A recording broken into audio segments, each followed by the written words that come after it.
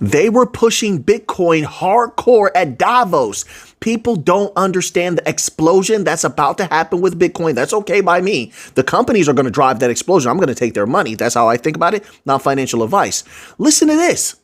So in a truly polemical session, it's coming from Google, in a truly polemical session titled Is Tokenization the Future, Coinbase CEO Brian Armstrong threw down a gauntlet that stunned traditional central bankers.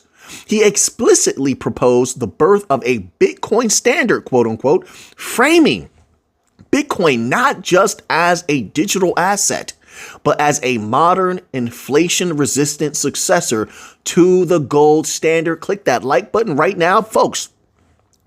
They want all of those large asset managers, large businesses, medium-sized businesses. They want them all into Bitcoin, and they are pushing it hardcore. It's not just Brian Armstrong.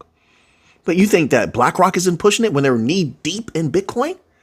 JP Morgan had to bend the knee, wave the white flag. They were against Bitcoin for a long time. Guess what? Now they're not. Bitcoin's time is coming. I know we've seen some fantastic things with Bitcoin. We also went through a bloody bear market, but it's nothing like what's coming. I call it the golden age. See how they're still pushing it? That means we haven't gotten to that point yet. That's why they're still pushing it. Let's continue on here. It says conflict.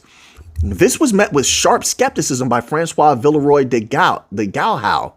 My apologies if I didn't pronounce that correctly, who argued that money must remain a public anchor for democratic accountability. This public clash at the WEF, historically a bastion of centralized fiat control, signals that the debate has shifted from, quote, is Bitcoin real, to will Bitcoin replace the dollar's role as the global reserve? What? If that's not super bullish, if that doesn't tell you where their minds are, and it doesn't mean that has to occur, but it shows you the point that they're aiming at. They're shooting for the moon, miss the moon, they hit the stars, right? That's what they're trying to do with Bitcoin. So what does that mean for Bitcoin's price? That means Bitcoin price should go intergalactic. I'm just saying, it's my humble opinion. You don't have to agree. But I feel damn excited right now for Bitcoin. To be honest with you, they're making a huge push. Binance co-founder CZ made a rare appearance. Why did he pop out? He made a rare appearance introducing the concept of regulatory passporting. If you haven't subscribed yet, subscribe to the channel. Tell your friends, come subscribe to the channel and come get this good Bitcoin news with some good energy to it. All right. All right. It says, instead of waiting for a unified global law, which he called unlikely, fragmentation. There's something called the new financial system they're pushing also, but I don't talk about that here on this channel. It says the goal is to create a system where a license in one major jurisdiction like the US or the EU is recognized globally, folks, if these things occur. Bitcoin's price will explode unbelievably.